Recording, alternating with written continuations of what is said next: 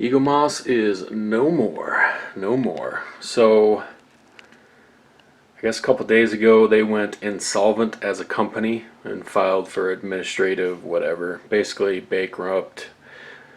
If you go to their website, if you're doing one of these kits or thinking about doing one of these DeLorean kits, the Ecto kit, the Star Trek Enterprise kit, whatever else they had going on, you go to their website and you're going to get a pop-up saying, oh, an error has occurred.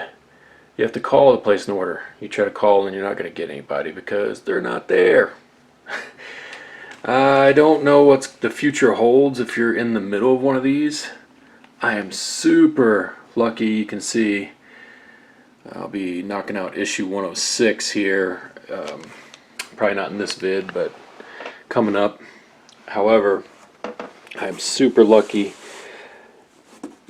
that I have all the kits. I have the remaining kits all the way through issue, pardon the mess, 130, which 127 through 130 actually, they got me on this one before I was able to cancel it. This was one of the extra things, and it's basically building the plutonium crate. So it's going to be kind of cool, but it's an extra thing I did not want. I did not approve it, so hopefully none of my parts are broken. You know, if I have any broken items or missing items in these kits that I have left going on here, I'll have to either fix it myself or try to find something on eBay. So I'm lucky. Hopefully that isn't, you know, people out there, Joey, did you get all your kits? Joey Cuz, did you get all your kits? I know you're not on YouTube anymore. He was working that Ecto build, that Ecto 1 Ghostbuster build, and he's not going to get to finish that thing.